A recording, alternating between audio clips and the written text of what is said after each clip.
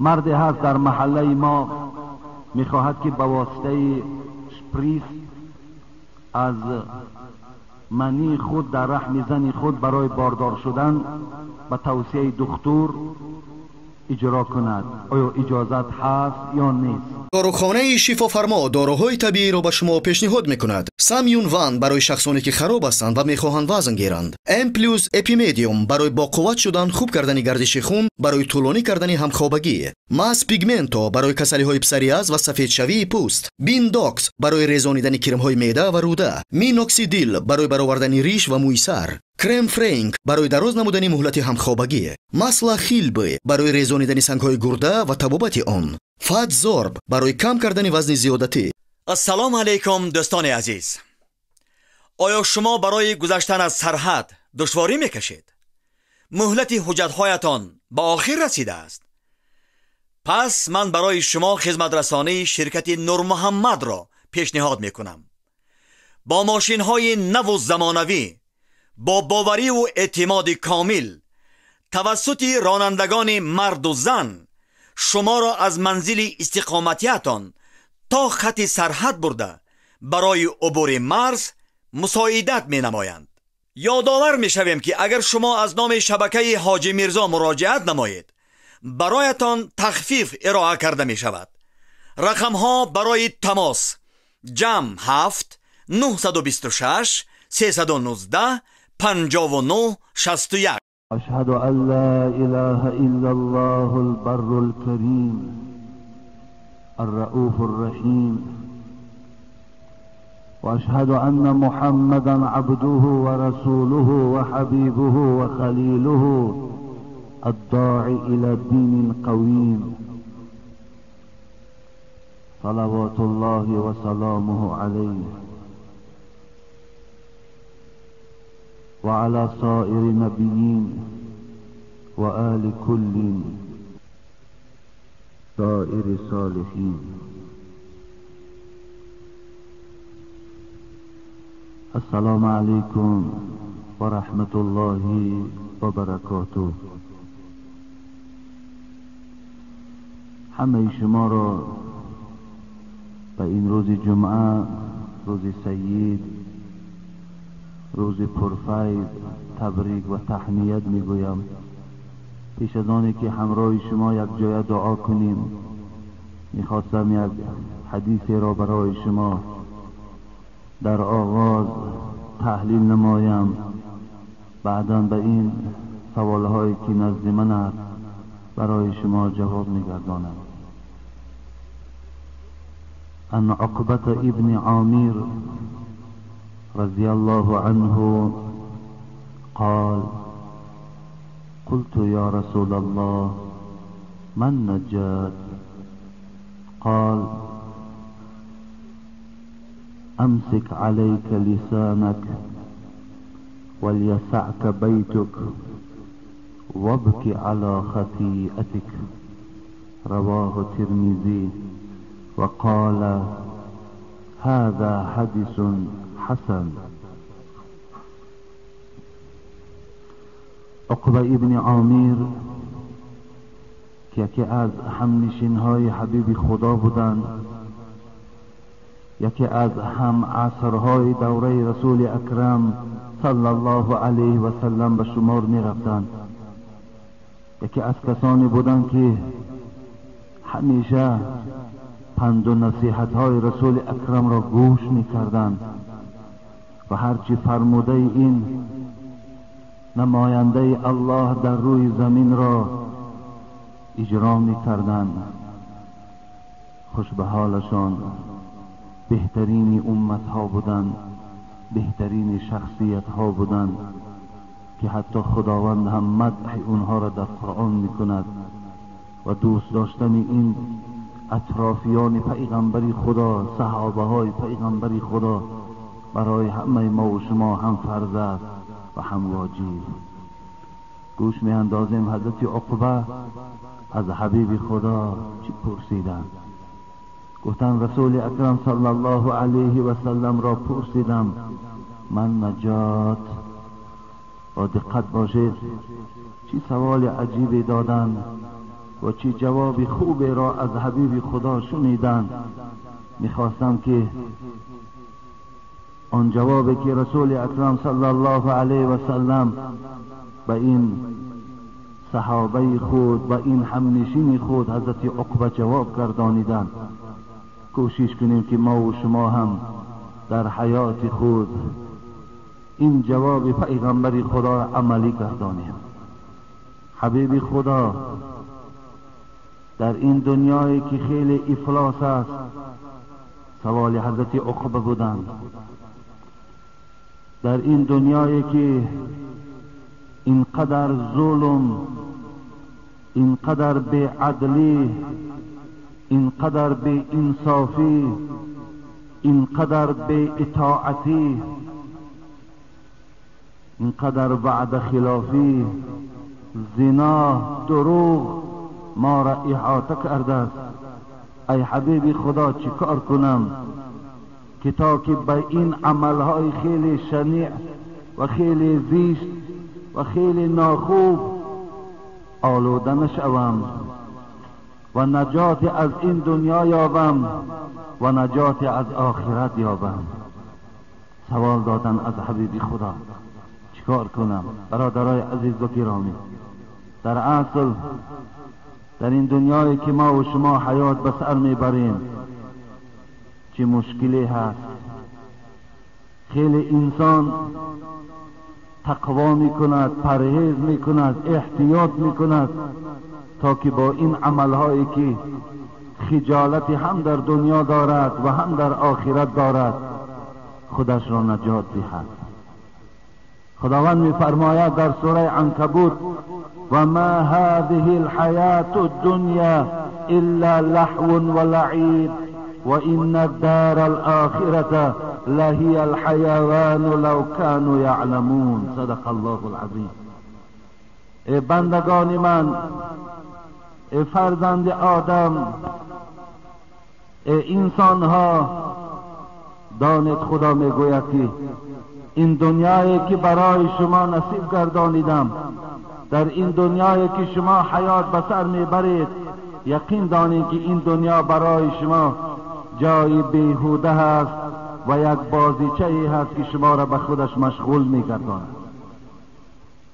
چگونه ای که ما و شما برای فرزندای خود یک بازیچه ای میخریم و این فرزند خود یک ساعت و 2 ساعت با این بازیچه وابسته میگردانیم، تمام هوش و گوش او را به همین بازیچه حواله میگردانیم. خداوند میگوید این دنیا به منزله بازیچه است که شما را به خودش فریفته کرده. بازیچه است طفل فریب، این متاع دهر به عقل مردمان که بر او مبتلا شود. حضرت عقبه همین خواستند: ای رسول اکرم، خواهشم از تو این است که از این دنیایی که به منزله بازیچه هست، بیهوده هست و خیلی ناخوبی های زیاد ما را احاطه کرده است، نجات میخواهم. چه سوالی زیبایی دادم: اللهم لا عیش الا عیش الاخره. رسول اکرم در دعاهاش میگو خدایا من یقین میدانم که این دنیا عیش ندارد، این دنیا لذت ندارد، همه عیش، همه لذت، همه فاران، همه بهبودی در آخرت است. در دعاهاش پیغمبری خدا میگو همه لذات این فانی، حضرت مولوی میگفت همه لذات این فانی به می خوردن نمی ارزد. تمام لذت علم دنیا لذت هایی که دارد، چه لذت از فرزند میبریم، چه لذت از زن میبریم، چه لذت از دستگاه و دکان و دولت و ثروت میبریم، حضرت مولوی میگوید همه لذات های این دنیا به می خوردن نمی ارزد. می خوردن مراد این می که مردم مغرور و تکبر و به عقل و به هوش میکند، این می نیست، بلکه عبادت خداست. به یک عبادت تو تمام این لذات دنیا ارزش ندارد. میگوید همه لذات این فانی به می خوردن نمی ارزد. نباشد نشعه وصلش به یک سوزن نمی ارزد. اگر وصل شدنی به تو نباشد، پیوست شدنی به ذات تو نباشد، حضرت مولوی گفتن قسم به خدا این دنیایی که ما در او زندگی داریم ارزش یک سوزن ندارد. به جان پیوند نمرود است، راحتگاه فرعون است، به نزد عاشقی صادق به یک ارزن نمی ارزد. حضرت گفتن ارزش یک ارزن ندارد که من زین رنج دنیا می کشم از بحر دیدارش. حضرت میگوید این رنج هایی که من در این 70 سال و 80 سال حیات خود در این دنیا کشیدم، چی نابرابری های در روبرو شدم، چی تهمت های در مبتلا شدم، چی رنج های در این دنیا کشیدم، همش به خاطر این بود که الله تو وعده دادی که من در جنت چهره خود من برای تو نشان میدهم. همه این به این خاطر بود که من زین رنج دنیا میکشم از بحر دیدارش. ببین در دوام چی میگوید؟ وگرنه این به یک دم وگرنه این به یک دم بزم جان کندن نمی ارزد. و الا این دنیای تو اگر 70 سال در عیش و عشرت باشم، در تمام بهترین شرایط باشم، قسم به خدا به یک لحظه جان کندن اینا برابر شده نمیتواند.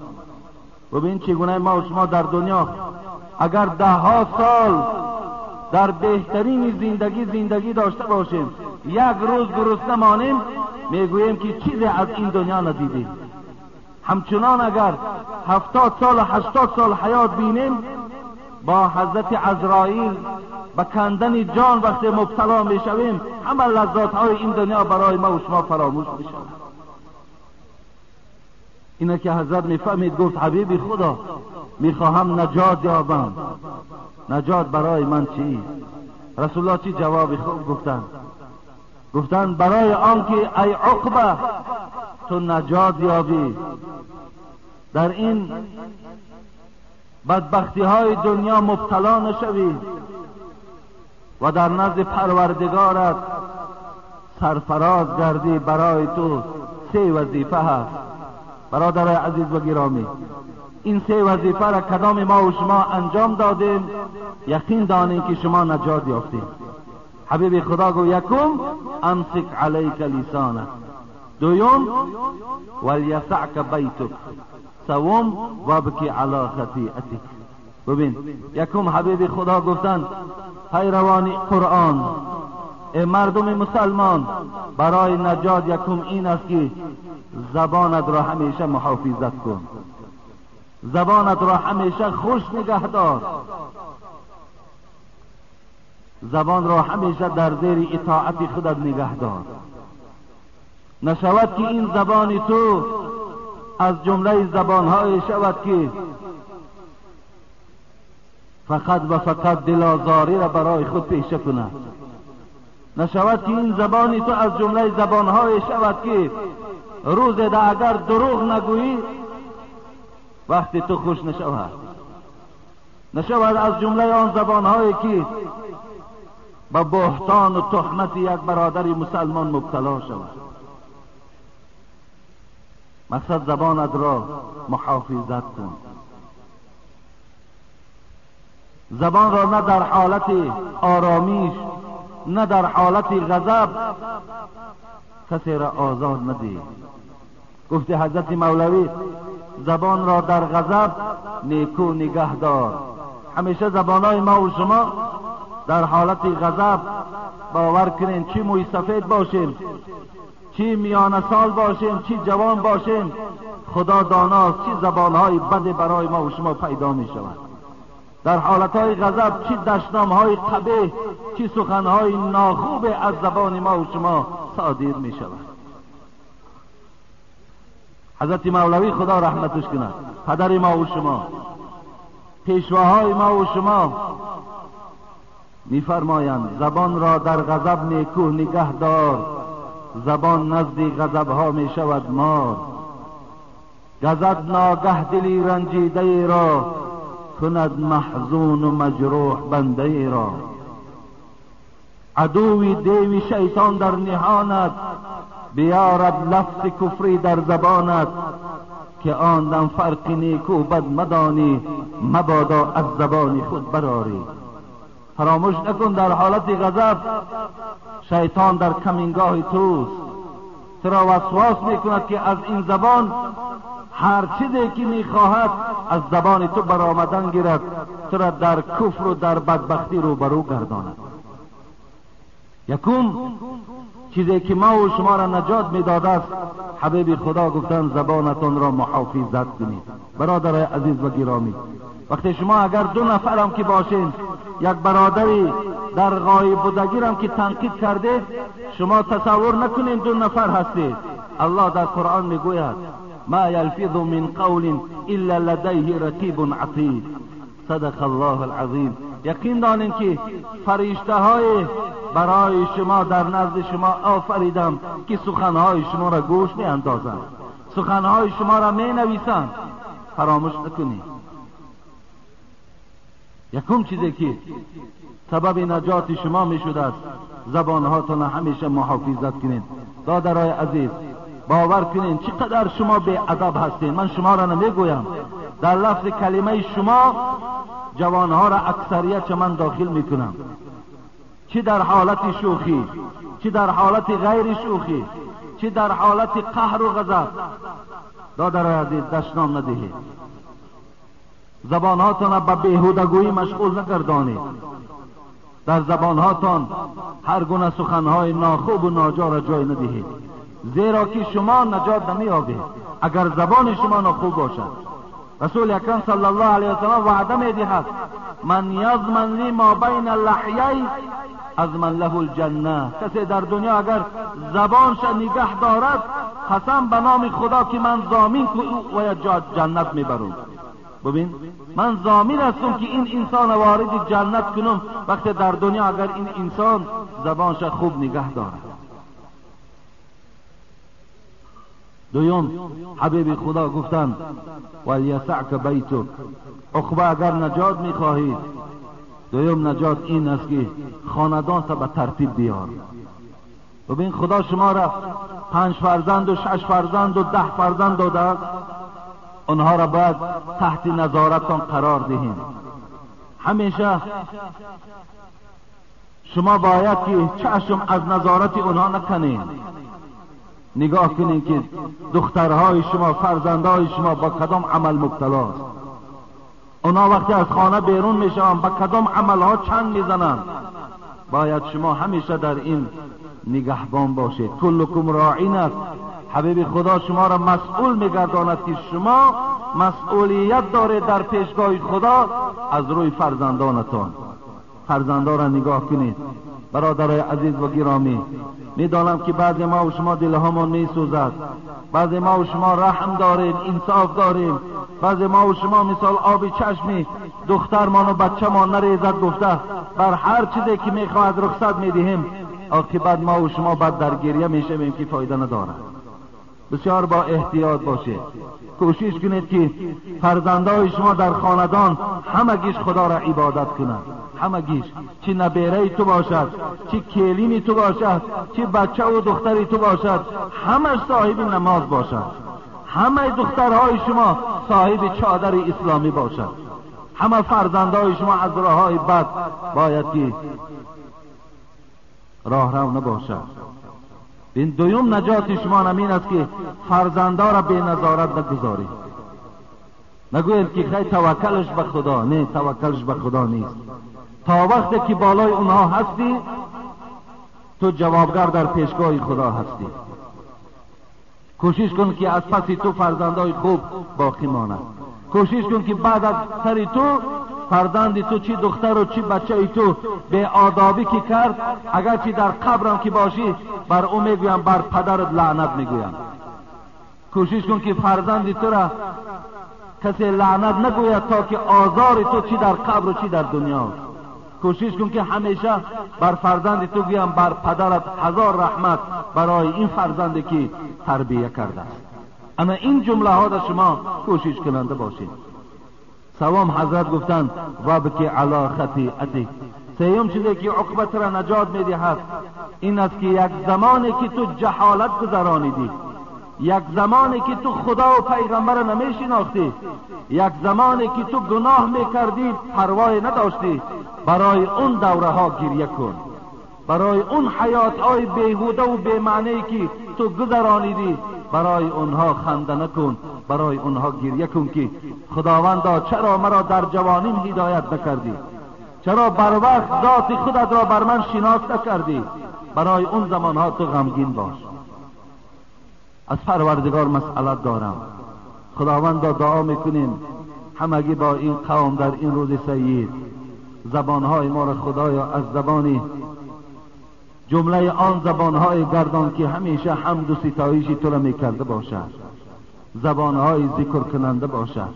خدایا از زبانهای ما تهمت را، دروغ را، اختلاف را، فتنه ها را، وعده خلافی ها را خدایا از زبان ما دور کرد. خدایا خاندان ما را به ترتیب بیار. خدایا برای ما ناموس، برای ما آنچنان غیرت نصیب گردان که برای بهبودی فرزندمان کوشش کننده باشیم. خدایا آن زمانهایی که ما ذات تو را نمیشناختیم و از ما سهو و لغزش ها صادر میشد، خدایا با فضل و کرم خودت اون ساعتها را مغفرت بگردان. خدایا این نماز جمعه را از ما قبول بگردان. خدایا گذشتگان ما را رحمت و مغفرت بگردان. خدایا جمهوری ما را آباد و زیبا بگردان. تمام آن بندگانی که برای بهبودی این جمهوری سعی و کوشش ها میکنند، خدایا همگیش عمر دراز و تن صحت نصیب بگردان. خدایا همه سختی ها و مشکلات هایی که بالای بندگان داری همگیش خدای دور بگردان. ربنا فاغفر لنا ذنوبنا وكفر عنا سيئاتنا وتوفنا مع الابرار امين يا رب العالمين. السلام علیکم. حاجی داملا سوال ها دارم و از شهر خوجند هستم. میخواستم این سوال های مرا برای ما جواب گردانید. یکم این برادر ما 8 سوال دادن، مادام از راه دور و دست چند نفری روان کردن. میخواستم کوتاه انشاءالله من اینها را جواب میگردانم.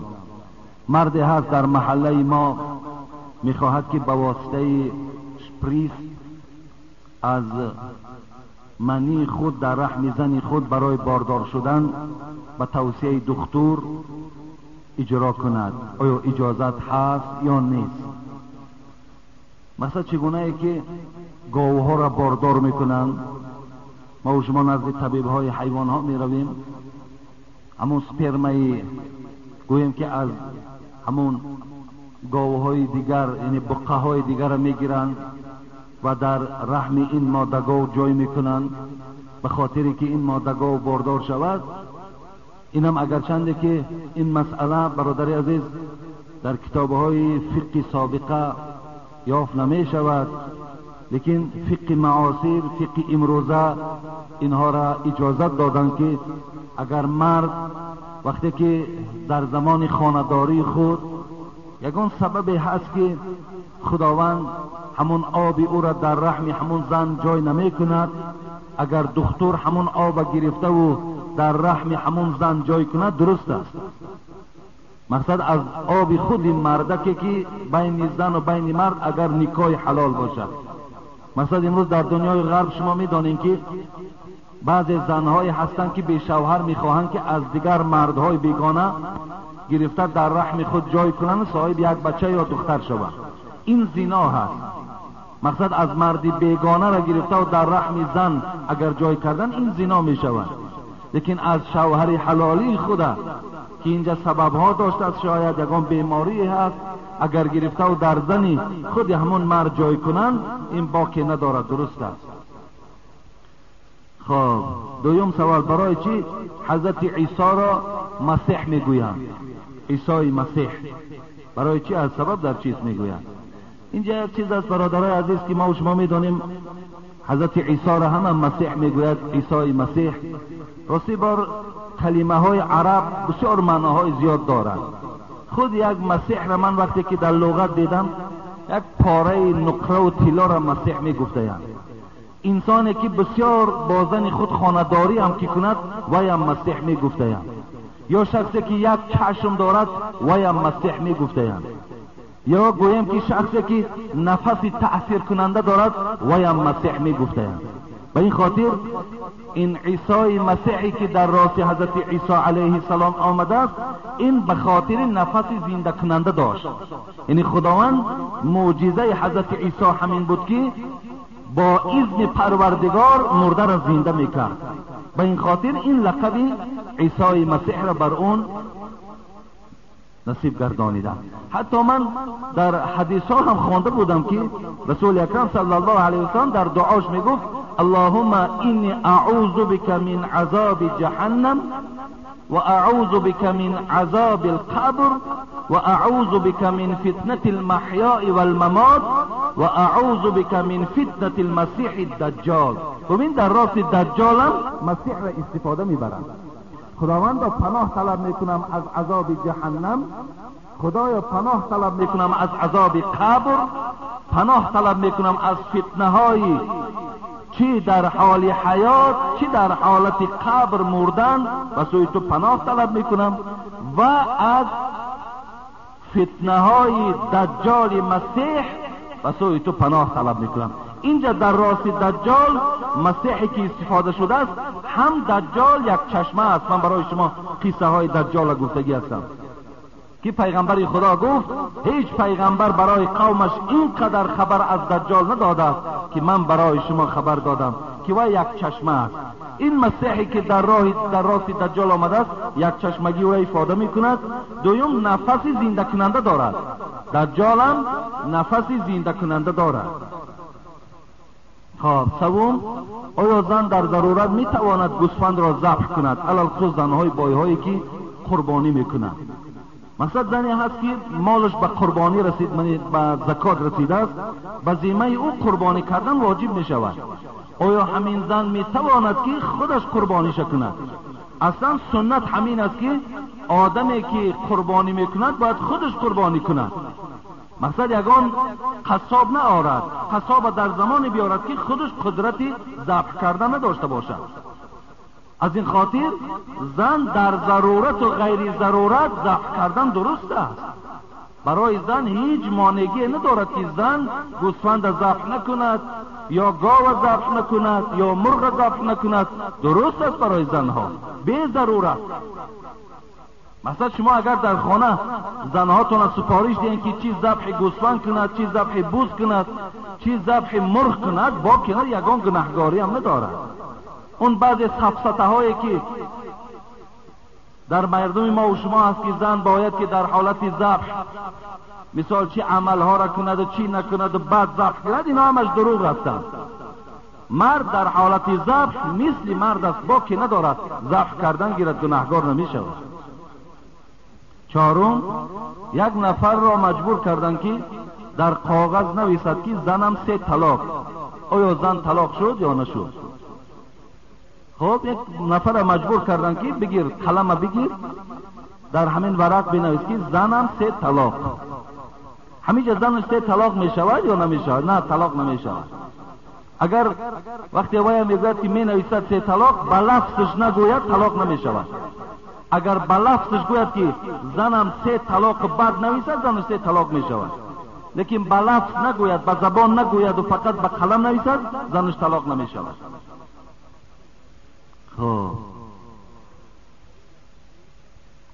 شخص گوید که اگر ای زنک خانه پدر و مادر تو را برم، تو به من طلاق، چی باید کرد؟ او رود طلاق می شود. چیکار کند؟ مقصد اگر گوید که زنک من تو را اگر خانه پدر و مادرت برم، تو به من طلاق، میلش راهی نجات همین است که خودش نمیبرد و دیگر کس میبرد. وای در حالت گفتن این استفاده بود که اگر خودم برم تو طلاق، پس با واسطه دادرش است، پدرش است، اکش است، روانش میکنه، طلاق نمی شود.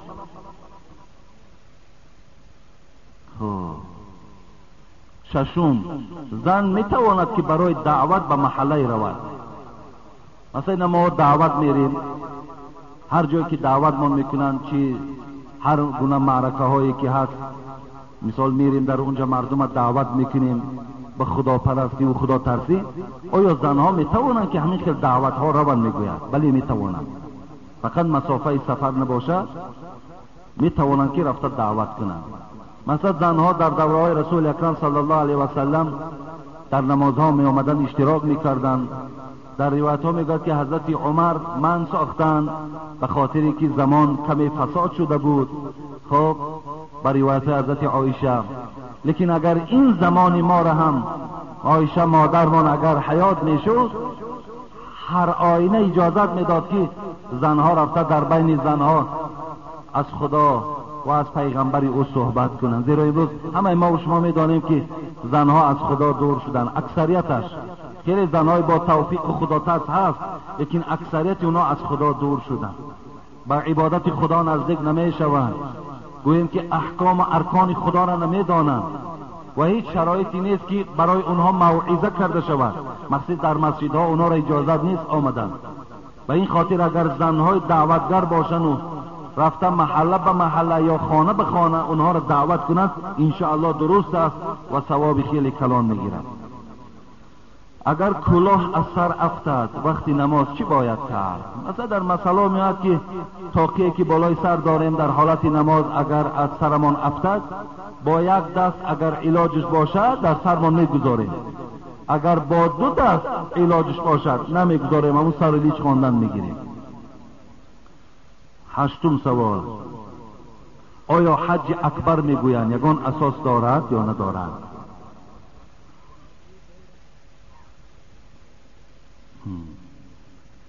حج اکبر میگوییم، ما و شما میگوییم که این سال حج اکبر است.